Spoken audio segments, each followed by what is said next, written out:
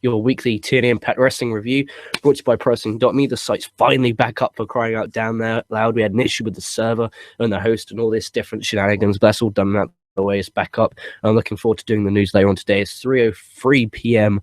I apologize, it's a random time, so I'm not expecting the live viewership to be up. I'm not expecting to have many live comments, but if you are listening to this live, make sure you put in the comment section, was this show a win? Was this show a loss? And was this show a tie? The show that I'll be talking about, as you can see by the title, will be your weekly TNA Impact Wrestling review.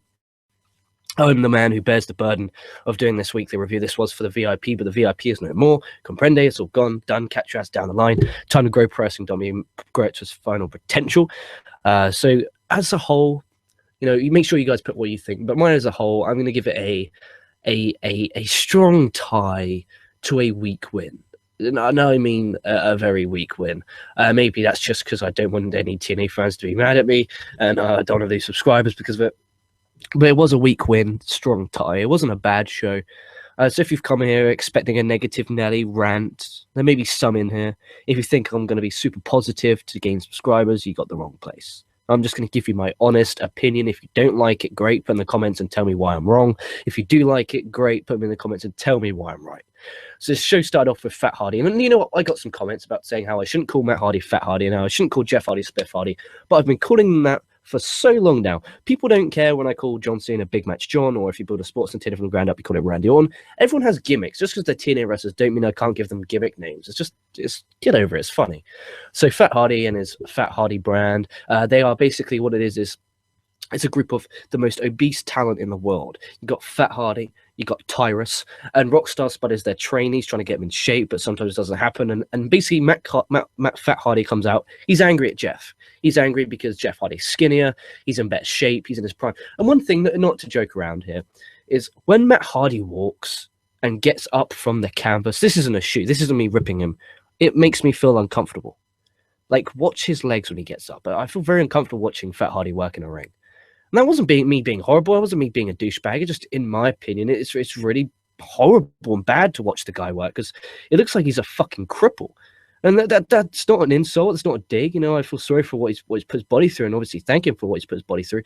But in the end of the day, it looks like he is in severe, severe pain. A lot of pain. And it's kind of like to the point where it's like, bro, do I want you to stop? Yes. Is it not good for your health? No, it's not. I do, honestly, I feel really bad for the guy. But in the end of the day, it's put in the comments. I'm not expecting any live comments. Put in the comments, in your opinion, should Matt Hardy retire? Now, I'm not saying Fat Hardy because I'm being honest now. Should Matt Hardy retire? Because I think he should. I don't like it when I watch guys who struggle to get off the canvas. And that's not an insult. Again, I'm really not insulting the guy. It looks like it's such a struggle for the man to get up from the canvas. It looks like he uses the ropes, or he like kind of hobbles up, and I just feel so bad for the guy. And he's done enough in his career, he's earned enough money, retire, maybe become a manager of someone, or go back to WWE, maybe a performance center or anything like that. Just stop with TNA, because I'm pretty sure he isn't making big Matt money as he claims he is. And he's going to be on not the greatest paycheck in the world. So I kind of want him to hang up the boots. That's not just because I'm not a fan of his work. It's just I'm a humanitarian. I feel bad for the guy, I really do. And for God's sake, I think I'm on the wrong channel, aren't I? No, right channel. Okay, we are live. I'm just going to make sure, double check live is working, because this is what's great about being live on a video podcast at 3:07 p.m. is I'm not used to being up at this time. So we are live, and we're on the right channel. That's all good things. I just can't see it displayed on my mobile device. And YouTube really has it in for us. I mean that in a nice way. They really do have it in for us. For watching now, that's a great thing, but in the end of the day, I don't like it how I'm on my phone and literally nothing appears, and it's so frustrating because I like checking live comments on my phone, but it's not coming through. Oh, here we are. Okay, we're live. Cool, that's cool. We got live chat going. Make sure you put in the comments in the live chat if you're listening live. But I'm going to get down with this. Enough lollygagging, enough pussy fucking around. Let's get down to the meat and bones of this show, which will be a review. So we have Fat Hardy come out. He's very pissed off at Jeff Hardy. He demands his brother to come out to the ring. Spliff comes out. He's not high. That's a good thing.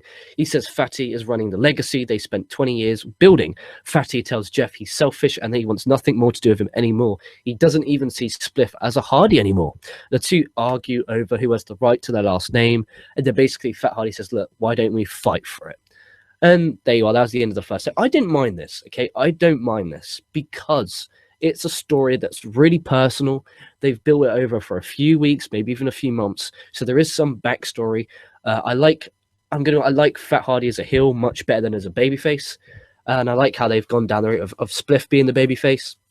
And it's leading to an I Quit match next week, which apparently is brutal, and I'm looking forward to that. It's just an okay opening segment, nothing too special, nothing to go home about, nothing to really talk about. It was just a segment to set up a later on segment, set on a later match, set on a match next week. So overall, it was decent, nothing bad, nothing great. And then we have Beer Money. They come down to the ring. Then they open an open challenge for the TNA Tag Team Championships. Well, I guess so, because the TNA Tag Title gimmick appeared on the screen, but they didn't really talk about it. Commentary, by the way, Pope's back. That's just great. But Pope D'Angelo Tyrus back on commentary. JB, Jeremy Borash is on ring announcing, and Josh Matthews is still the color. Damn, come on. When I listen to Josh Matthews, it sounds like he's got something wrong with his voice, like throat. Like he's trying to shout, but he just can't because someone's holding on to his gimmick. And it's like, oh, it's so bad. And I don't mean to be a negative Nelly Akeda, so fucking TNA loyalists, hear me out. Josh Matthews sucks. He sucks dick. Okay, get him off. Where's my boy Mike Tenay? Mike Tenay was a great... I love Mike... If loving Mike Tenay and Don West is wrong, still the lines of Mr. David Kokotis here, I never want to be right. I love them. I miss the days where Don West is marking out over an arm drag, screaming. But the thing is, though, there's not a better salesman on the world. Not a lot of... I hope you all know this. He is one of the best salesmen. I bought the... Do you remember when he used to do the bag specials on Shop TNA's website? At one point, he made me buy a TNA blue bag special. In the blue bag special, there was a Magnus photo signed. There was 2 TNA DVDs. I think I still got them right here, actually. This is what's great about being video. It was Final Resolution 2012 and Bound for Glory 2013. If you have a collection, I'm literally selling these for like nothing. Literally, if any of you are interested in a DVD collection and you want these, hit me up in the comment section. My email is lkrsinviews@gmail.com if you give me where you live. As long as you pay for the packaging and postage, I'm happy for you to have them. I'm literally, I never watch them. I generally never watch them. They're still unsealed, haven't touched them. I have no interest in them. So if any of them wants them, obviously you guys pay for the package and postage, and I'm happy to give them away. It's a giveaway on this channel. So we have Beer Money. The Decade comes out, which is Crazy Steve and Abiz with Rosemary. The Bromans come out, and Eric Young and Bram come out. Eric Young, obviously, the TNA TV champion. I wish TNA King of the Mountain champion. Sorry, it doesn't have it written down in front of me, and I get a bit confused because that went from the Legends Championship to the TV Championship to nothing to now the King of the Mountain Championship, and it's fucking only been the span of 8 years, which works out roughly every 2 years near enough. They change the title and make it defunct. So Beer Money win this. Storm with the last cool super kick on Eric Young, because Young basically, there was a miscommunication and a mishap of judgment where Eric Young accidentally knocked out Bram. This setting up Bram versus Eric Young for the TNA King of the Mountain Championship sometime down the line, which I'm looking forward to. I like that program. Eric Young's leaving, so logically, I don't read spoilers, but common sense says Bram is going to win that TV the King of the Mountain Championship. And the fact that I saw Bram with the championship last week at ICW kind of hints that Bram wins the championship. But I'm looking forward to seeing how Bram wins it. I'm curious to see if he stays babyface or if he goes heel. I'm a fan of Bram. I've enjoyed his work. I've seen him live. He's a big guy. Like on TV, he comes across as quite a big guy, but he really comes across as a really big guy. In real life, he's a massive machine. I enjoyed this match. Bromance looked really good. Goldust hit a beautiful drop kick. There was a nice teamwork. Bromance are growing on me, guys. To be honest with you, I think they're both very underrated talents in the wrestling business in general, not just TNA. They're really good stuff. Goldust really improved. I'm assuming they've turned babyface. I didn't catch last week's show. But I'm assuming they turned babyface because they were working as face. They got the hot tag from Bobby Roode, who was the face in Peril.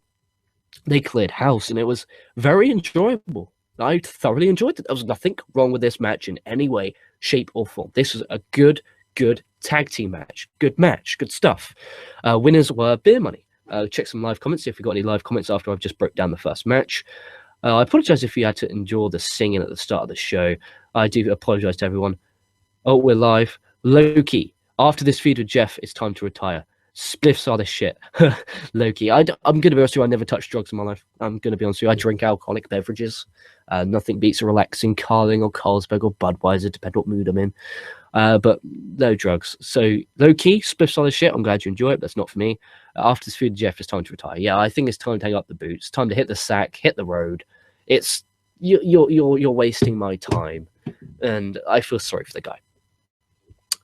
We see Maria Kanellis coming to the ring. Matt versus Jeff Hardy for the family name is happening on next week's show.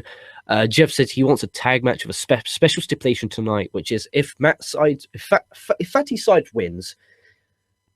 This is so strange. If Fatty Side wins, he gets an I Quit match.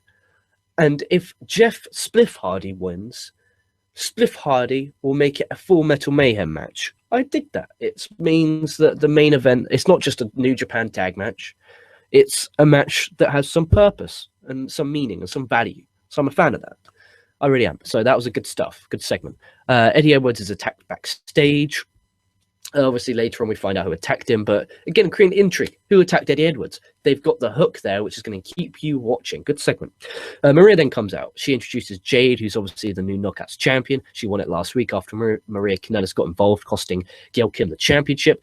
She takes credit for Jade's success and said she'd be no one without her. She demanded the title shot. Well, she didn't really demand the title shot per se. She basically said, just give me the belt. Jade comes out and is mad and tells her she should get ready for a fight. Gail Kim shows up, says Maria isn't willing to get her hands dirty. Marty, Rebel, Velvet Sky, Madison Rain appear. They all seem that they think they deserve a shot too. Billy Corgan comes out, looks out of shape. Maria tries to be nice to him, but he's not buying it for a second. Madison will get a shot against Jade tonight, and next week we'll have a ladder match to settle things once and for all in the Knockouts division. Madison and Jade then start brawling as Maria runs away to end the segment. So in that segment, you're announcing a championship match this week, and then next week a ladder match for the leadership role of the Knockouts division, whatever that means. And to me, they didn't really explain what that actually meant. If it means you can come out and say, I'm the leader, that's a bit silly and a bit imbecilic. But it's TNA, and who cares, really? It doesn't really matter. It doesn't. I'm going to be honest, it doesn't matter. EC3 then comes out, cuts a promo. He knows Mike Bennett wants to make an impact, but he intends to make an impact in his face tonight. Good promo from EC3 as always, being the ass-kicking machine. Trevor Lee and Shane Helms appear. They talk about Eddie Edwards getting attacked. Helms issues an open challenge to face Trevor Lee. DJZ comes out to answer it, and he'll get a title shot if he wins. So it's Trevor Lee versus DJZ, your X Division champion, versus DJZ, where the winner, if DJZ wins, he gets an X Division championship match sometime down the line. Now, the X Division was once one great thing, and you had AJ, Christopher Daniels, Chris Sabin, Jay Lethal, AJ Styles, Samoa Joe, just Eric Young, a list of all the greats that have been in the X Division. Now we have DJZ. Trevor Lee's a great talent. I'm really happy that Eddie Edwards, by the way, I'm really happy that Eddie Edwards is back in the X. Well, he's never been in the X Division before, but it's in the X Division because obviously Dave Rich is out with the injury. So I'm happy Eddie Edwards is stepping in the X Division. And, Pepper Park signed. I don't know what size he is or what. Hope he's part of the X Division because I know the X Division about No Limits. Homicide was a great X Division, and now, there's no divisions. Impact now finally has some of a tag team division with 4 teams. I just can't stand it. The lack of depth in the roster upsets me. I love depth in divisions. That's why I love Ring of Honor so much, because they have depth in tag team wrestling. They have depth in their TV division, depth in their World Championship division. Here they got depth in the World Championship. King of the Mountains, kind of. X Division, non-existent. And tag team, kind of. They have like 4 or 3 teams, really, exclusively. But one's broken up and the other is now fucked off, and Wolves are injured. Beer Money are now no longer together, obviously, because Beer Money, Bobby Roode's gone to maybe possibly NXT's hinted at recently. You got Eric Young and Bram. Eric Young's fucked off. You've got no teams left. And I hate it when companies have a tag titles that don't have teams. Just get rid of them altogether. Zima Ion won, or DJ's what the fuck you want to call the guy. He won with a roll-up, as he's now the new number 1 contender. And then Shane Helms went after him. He attacked him, but Eddie Edwards appeared and attacked Shane Helms and DJZ and Trevor Lee, until they rolled out of the ring to make the save. So next week it's announced Eddie Edwards versus DJZ versus Trevor Lee for the X Division Championship. Okay match, nothing special. DJZ, went out there, did his high flying action, and then Josh Matthews says he's been trained in lucha libre. No, Josh Matthews, he's been doing the same thing now for nearly 6 years, and there's no difference in what he did then to what he's doing now. So you're an idiot, an imbecile, a gigantic sack of crap. And I have no time for Josh Matthews. He can fucking suck my dick. I don't know. I don't want him in my dick, actually. Mike Bennett and EC3 then start fighting before the match even begins. Then the match finally gets underway. The match ended in disqualification after EC3 went crazy with a steel chair. Maria came out to interfere on behalf of her man, of course, but Carter actually got Bennett to tap out, but the referee is distracted. Nothing. All this build, all this great build, and the highlight of the match was a suplex on the ramp. Dude, I love Mike Bennett. I love EC3. I love them both. I think they're both extremely talented. They both look the part. They're both charismatic. They both cut good promos. One has a good manager with them on the side who has good chemistry with. And then they produce that. I mean, okay, I get it. You want the feud to last long. Okay, I get it. I get it. You want EC3 versus Mike Bennett to be a long program. But why did you have to do a one-on-one match that ended in DQ? It was a spit in the face. They built and built this. Literally, there was video package after video package after video package after video package. And this is what they give you. I was literally there like, what the fuck is going on? What am I watching? Am I watching WWE here? No. Al Snow then says in a backstage promo that he's going to make a formal apology about what he did to Grado last week. Because basically last week, he attacked Grado with a lead pipe. So Al Snow comes out. He says sorry. He asks the Indian guy to come out. The Indian guy is furious with him and grabs him, but Snow wants the opportunity to explain himself. Al Snow says he wants to give back and help the new generation of talent. He wants to make things up with Shira and Grado. Got the name right. Shira accepts the apology, but as he leaves, Snow sneak attacks him and basically smacks him off the steel steps as the crowd boo him rigorously. Okay, segment. I enjoyed this to a certain extent. I don't get what they're getting at this. I mean, this Indian guy is never going to get over. He's not talented enough. Grado is not Impact Wrestling material because he doesn't have that theme song. I'm going to be that. That's not actually an honest reason and a fair enough reason. Nothing really to me. I didn't particularly care much for it. Tyrus threatens Drew McIntyre backstage and says he can cash in his basically. If you remember Bound for Glory, he won a battle royal kind of gimmick, their gauntlet match, where he gets a TNA championship match, and basically he says he's going to cash it in sometime whenever he wants. Al Snow then trashes Grado and says he's proud of his attack on the Indian guy. He says he's offended by people asking him to apologize. We have Jade and Madison Rayne. They had a match. Jade won. Let's skip. Main event time. Drew Galloway and Spliff Hardy versus Fat Hardy and Tyrus. Match was okay. Fatty and Tyrus got the win because Rabbi interfered and basically handed Fat Hardy a hammer. He hit Spliff in the gut and then hit a twist of fate for the win, which means next week's going to be Fat Hardy versus Spliff Hardy in a quit match. Afterwards, so in a really good moment, Lashley out of nowhere appeared and speared Galloway 3 times. The last time, sending him into steel steps looked pretty nasty. Lashley then grabbed the title, raised it above his head to close out this week's show, which means it was a good job there. Not only is setting up a Lashley Drew Galloway feud for the main strap, you've got another main feud, a real personal one with Spliff and Fat Hardy in there, and also at the same time you've still got Tyrus in the mix because you've also got Tyrus's world championship match in there sometime. So as a whole, I'm really happy with that main event. Really good developing stories. I enjoyed the Al Snow to an extent. I didn't really get it. EC3 and Bennett pissed me off. I just don't like how it's a DQ. I get it that you want it to last long, but why couldn't we have had, maybe have Mike Bennett win by pulling the tights and then rolling out of the ring and then Carter chasing him and they both run to the back? Do something like that. Let's be a bit more creative than disqualification. You're better than that. Exhibition match was okay, just nothing special. No one will remember it past tomorrow. Shane Helms and Eddie Edwards stuff was pretty damn good. I enjoyed his backstage. It was a good hook. Enjoyed the tag team match. Pretty damn good stuff. And I enjoyed how they're setting up next week's show. So overall, it wasn't bad. It just wasn't great. I wouldn't say it was the best show of the week.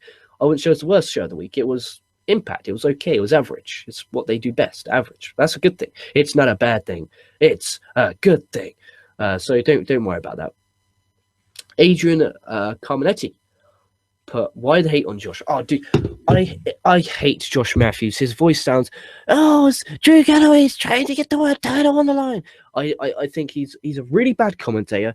He's a failed wrestler, okay, who's a failed commentator in WWE, who's now voice of TNA. Does that make sense to you? I'm a failed W wrestler. I'm a failed W trainee. So now I am the #1 Impact cover.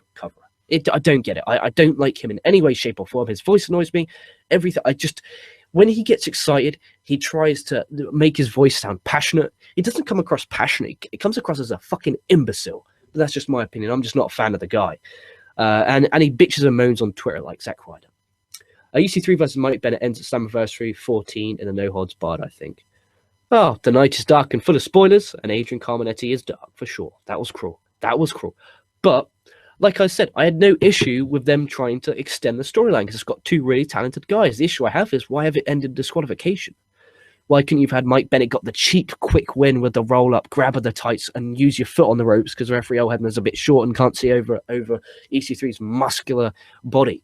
You know, why couldn't you have done that? And then it got heel heat on Mike Bennett, and then you could have had EC3 chase him with the chair, go to swing him, but like miss, and then Mike Bennett gets out of the ring. Not only are you making Mike Bennett look strong, which you need, you might Carter look strong because he lost by cheating and then went to attack him. You're getting heel heat on him. You get him over, and it just works better and actually makes you want to see EC3 kick Mike Bennett's ass more than just doing a stupid DQ and then EC3 smacking him with chairs. Well, I don't want to watch a no holds barred match. I've already just seen Mike Bennett knock him out with chairs. That's just my opinion, but you know, you're entitled to yours. Lashley's on fire now. I think he should beat Galloway at Slammiversary 14. Yeah, I think it's time to put the strap on Lashley. I think he's doing really well in Impact at the minute. And I'm enjoying his stuff. I'm enjoying his work. It's really entertaining and thoroughly enjoyable to watch. And I'm looking forward to his match with Galloway. I think that could be a good match. Two powerhouses. I'm not normally a fan of that style per se, but I do enjoy his stuff. And I'm going to be honest with you. I think it'll be a good plan to have Lashley as your #1 babyface for the company. #1 heel, sorry, is the company. And then you could do an EC3 versus Lashley feud, but this time the roles reversed with EC3 as the babyface, and you could do the long chase with EC3 versus Lashley as your big money match.